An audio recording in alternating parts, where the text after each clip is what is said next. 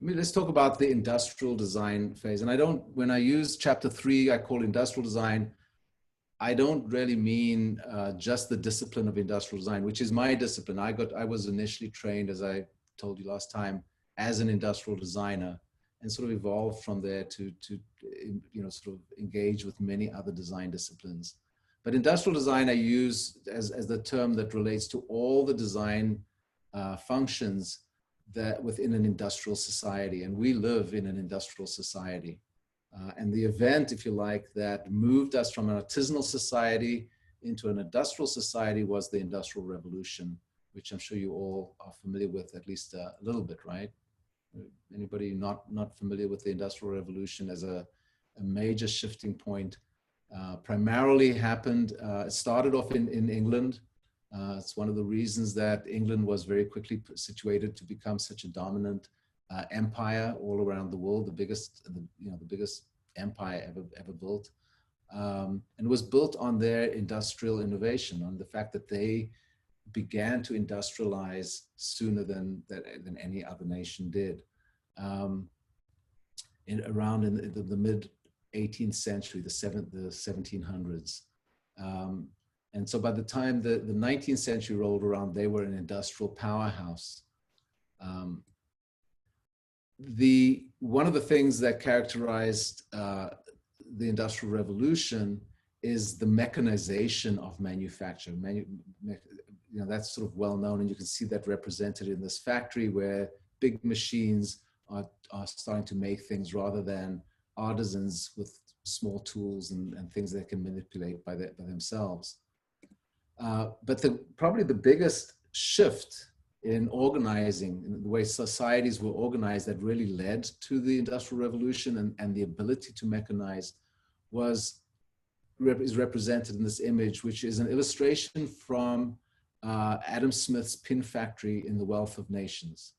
And Adam Smith was the political economist who described the terms of the society that he saw emerging out of the Industrial Revolution, based on a division of labor, where everything, rather than one person making something, the making tasks were divided into rational tasks that would be much more efficient if each one was done by a different person specializing just in that task. And what that did is it meant that nothing was made by one person. Everything was now, there was no one person who had artisanal pride or that artisanal ethic that said, I'm going to make this well, because each person just made their piece of it. And what that did is it unleashed a huge amount of innovation and a huge amount of productivity. This is a chart that shows the population of the world, starting all the way back to the beginning of the artisanal period, 9,000, 12,000 years ago, all the way to, you see that inflection point, things are sort of generally going up, the world's population is increasing, and right around the time that we have the Industrial Revolution, first the Scientific Revolution and then the Industrial Revolution, we see the world's population skyrocket, just go right through the roof. And this chart is even, you can tell, very old, because it only stops at about almost 6 billion, and now we're at 7.5, moving on 8 billion people in the world. And the rate and the pace of scientific discovery and technological innovation has accelerated beyond our imaginations. And that arguably is a direct result of the rationalization of the manufacturing process. But one of the things that this image leaves out is that by dividing the manufacturing task into many, many steps, there were 18 steps that Adam Smith described to make a pin. And if you broke it up that way, a pin was much more cheaper to manufacture. You could make many more of them in a very small amount of time. But the piece that was left out that he didn't talk about is there was nobody defined or identified as who was responsible for conceiving of the pin in the first place. And so what we had was a decline of quality. There was a bit of mayhem. There was a huge productivity. The population was rising. People were living longer because of better medicines. But there was social disruption. The Industrial Revolution, we talk a lot in Silicon Valley about disrupting technologies. And this was a time of major, major social disruption. So that people started going, whoa, wait a minute, we need to get some order to this. We need to start thinking about how do we conceive of the products that are being made in our factories by this division of labor and by mechanization. And one of the people in design history that's identified as having a big influence of this was a fellow by the name of Josiah Wedgwood, who happened to be the uncle of Charles Darwin. So that's another story. But he kind of radically changed the pottery industry. And back then, remember, this was before plastics. Pottery was what you had to make everything, right? That was how you had dinnerware. That's what you ate off of. That's what you ate with. That's it's what you bathed in. It's what you sat on. Pottery was the technology of its day. And Wedgwood, the company, was the Apple of its day. It was the innovative powerhouse that drove the innovation of the Industrial Revolution. And the big breakthrough that Josiah Wedgwood made was he pretty much invented modern marketing as we know it. He invented modern sales as we know it. But he also said, if I'm going to make things, I need to consider what kinds of things I make. And so for the forms of the pots that he made, he went to Greek and Roman texts and he copied them, right? It was the period that is known as the neoclassical period. And there was this ethic that said, if you're going to make stuff, make it the way the Greeks and the Romans did, the classics, right? But what he wanted was new things to put on those pots and to decorate them with. And so he turned to artists, sculptors and painters to bring art into industry. And it was a very artificial marriage between art and industry and produced results like what you see over there. But there were other people who were designing things that weren't just industrialists trying to figure this out, hiring artists. They were, the main designers of the Industrial Revolution were the engineers. They were a new profession themselves. They were inventors, and they applied the principles of science to making better mechanisms. But they were very mechanically driven. They were concerned with making better machines. They weren't asking themselves the questions whether these machines are suitable for human use or not. They were just making machines that were really, really much more powerful and could work much faster than what they had before. And there was other kinds of very creative people. They were the entrepreneur. Josiah Wedgwood was primarily an entrepreneur. He was trained as a potter, but he very quickly went into the role of entrepreneur. He raised capital to open his factory. He mechanized his factories. And he developed amazing materials in his labs that nobody else had. And he was a classic entrepreneur. But so was Thomas Edison, who invented or perfected the light bulb. But what Thomas Edison is probably lesser known for, and maybe more importantly, what he did is he invented modern R&D. Right? He basically had the first major R&D lab in a place called Menlo Park. For those of you who are from San Francisco and know Silicon Valley, you'll know that the center of Silicon Valley is a place called Menlo Park. The original Menlo Park was out in New Jersey, and Thomas Edison had his labs over there. And he had designers and engineers who were working at lab benches inventing things. And one of them was the light bulb, and there were many others that he did as well. But he was bringing entrepreneurial skills to bear to create new things. And you could say, well, that's a kind of design and a kind of designer as well. And the other major decision makers about what kinds of things were going to be made and who was going to conceive of them were the people who were providing the capital to allow this all. Because one of the characteristics of post-industrial or industrial of industry, mechanized industry is a high level of capital that is needed to run an enterprise. And so the people who provided the capital became major players in a way that hadn't been recognized before. We know from the Renaissance, there's the famous Medici family, who were the benefactors of all the great artists, Michelangelo and Leonardo da Vinci, all had their benefactors in the great, powerful and wealthy families of Venice and of Florence. So they were the prototypes, but the idea that there was people who could provide capital set the agenda for design was really accelerated into the 20th century and into the 21st. And now we have here in Silicon Valley, we have Sand Hill Road, which was the beginning of the venture capital industry, the specific part of industry that looks for opportunities and engages and funds people, provides funds for people who they think can realize and best capitalize on those industries, those opportunities. And so what you get out of this melange, all these different people who all from different disciplinary points are designing things, they're creating new artifacts they're putting out in the world, is you need an enterprise, you need someone who's going to bring it all together. You need an organizing principle. Because this is if you like, the key thing that has happened through the industrial age. Design has become a collective activity. There's very few things that are designed by one person. In fact, nothing is ever designed by one person. It's always teams.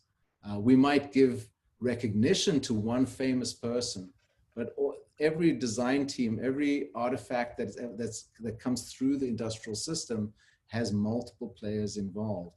And when we get to discuss design thinking, you'll see why that is a very important thing. Neil, do you want to take our last little break? Yes, I do. Because let me just finish this section and then we'll take a break.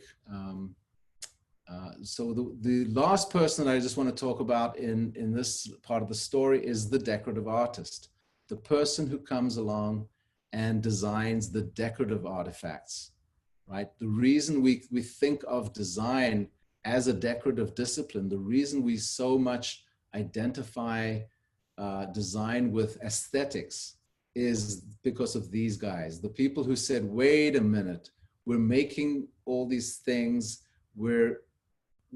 it's great that we can make them, but they're ugly and they don't work for people. So we need to bring a different sensibility, a qualitative sensibility. We need to reconnect with the quality, the sense of quality that we lost when we lost the artisan in the mix, and we need to design things with care. And it was the beginning of people thinking about what an artifact should be from a qualitative aspect rather than just from an objective quantitative aspect. So the people who were very influential there was this fellow, William Morris, who designed all these fabrics that you see there. And he was trained in architecture. Well, he was never trained in architecture, he was educated as an architect, because back in those days, architecture wasn't a discipline you learned in a design school. You went to university and you studied the classics. You studied architecture as it was done by the Greeks and the Romans. And so he said, no, that's crazy. We need to have a different ethic. We need to have a different principle that guides us as we create new artifacts. How about we look forward rather than backwards? And how about we look to nature for inspiration in the artifacts we design? And when we make them, how about we make those artifacts with the same kind of integrity that leads to quality and refinement? So we will pause there and come back. Oh no, I just need to finish this up. So the consciousness of this fourth period, this industrial age, you could say we're very much still in, is that what design was bringing, was the qualitative aspect, the qualitative dimension in the whole mix, that the engineers were bringing something else, and entrepreneurs and capital providers were bringing something else. But what designers bring was the qualitative, the aesthetic aspect. The practice was becoming professional. We have professions of design, and we're going to have a whole lecture just talking about how all the design professions emerged through this period. The process was where the object itself, it was very object driven. It was about making nice objects, and it was economy driven. It was about making things that could sell.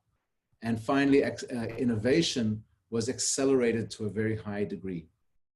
All right, so we started going much faster in the way we're innovating. So we'll take the pause there and we'll come and look at chapter 4, where we'll talk about human-centered discipline. Professor, we have like only 6 minutes left. Okay, so we'll take a minute or two. I'll get us far and I'll continue this lecture next week on Tuesday. Yeah, we'll just bump things out of it. I actually built in one session just in case things went long, so we'll be good. Sorry, question. Yeah. Was William Morris, was he any way influential in, I guess, designers looking at nature as inspiration? So like, I know the Shinkansen in Japan, the super fast train, it takes inspiration from birds and their beaks, and like how that has to do with aerodynamics. Did his artistic approach have any effect on how engineers looked at looked at nature when designing?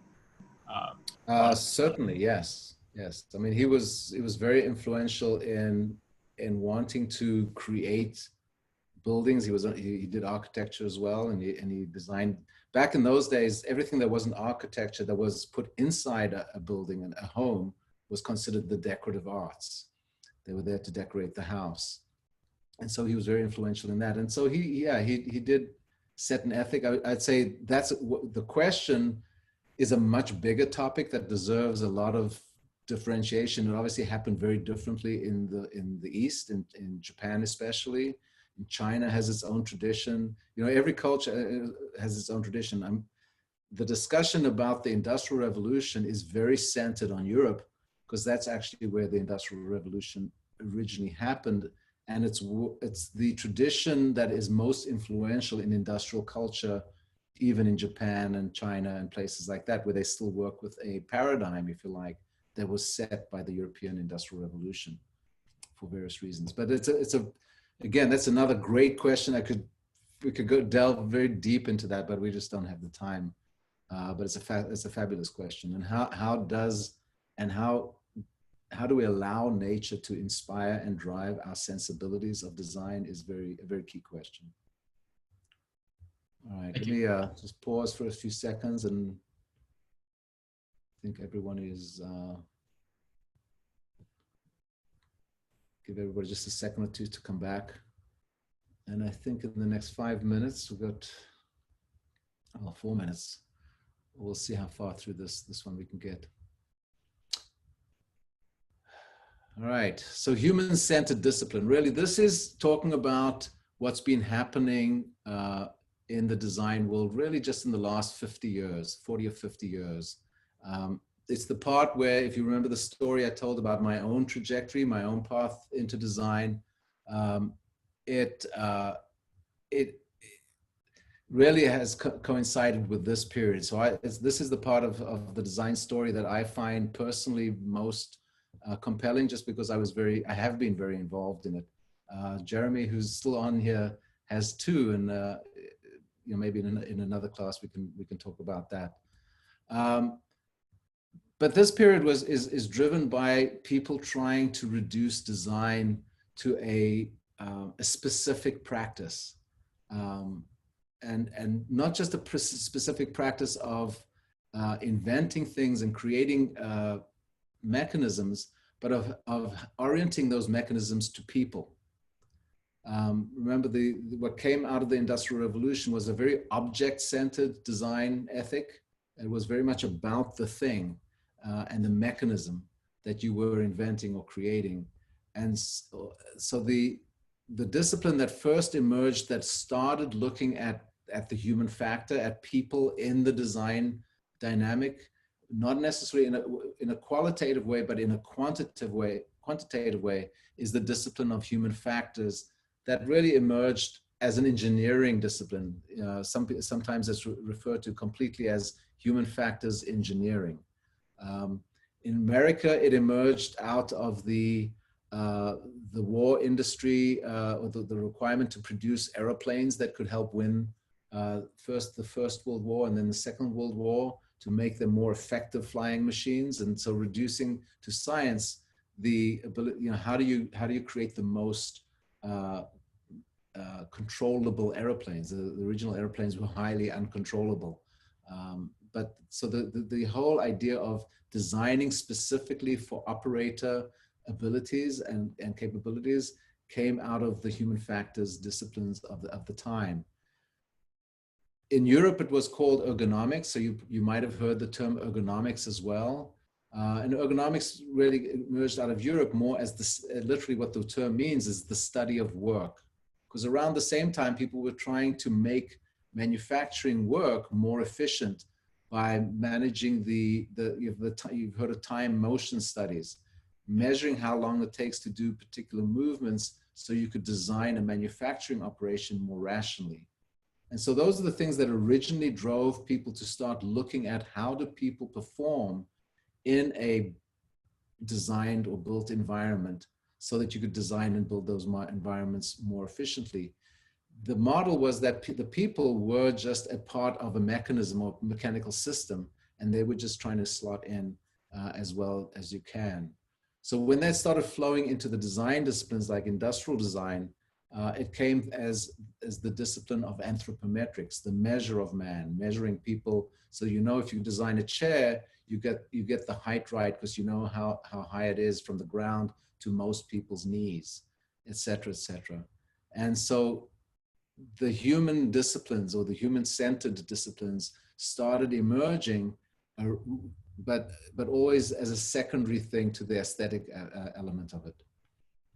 And I think we are right at 8 o'clock. So I'm going to take a pause there because we're running right to the end. I'm going to close the class now. Bring your attention to what is needed for next